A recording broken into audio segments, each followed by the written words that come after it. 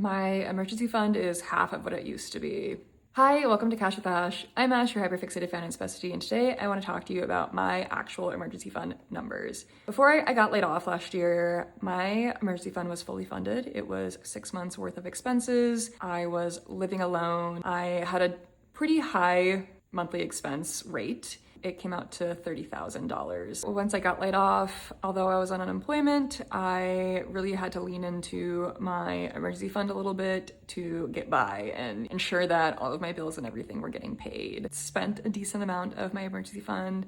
Luckily, it's not all gone, but I'm now at $15,000. So half of my emergency fund has been spent on things within the last 9 months that I've been unemployed and now underemployed. This month, I moved out of my beautiful one-bedroom apartment and I'm living with my mom for a little bit to try to figure out what my next steps are and save a little money in the meantime and have some flexibility. I'm actively job searching for my next gig while I do some contract work on the side to make ends meet in the meantime. And I'm thinking about my emergency fund a little differently moving forward. I don't intend to go out and get another one-bedroom apartment and live solo.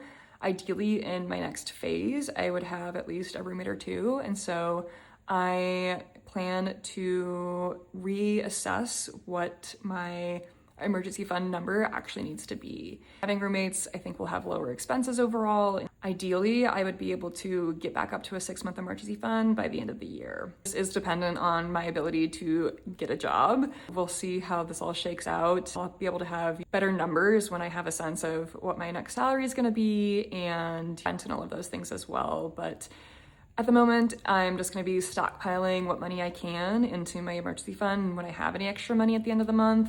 Once I do have a job and I am able to have a little more consistent income, I will be following the pay yourself first method and just having a certain amount of money get extracted from my paycheck each month directly into my high yield savings account in my emergency fund. If you don't have one yet, I think just starting with where you can, even if you can put $500 into a savings account, would be better than nothing, because hot girls don't want to be financially blindsided, and an emergency fund is the best way to prevent that from happening.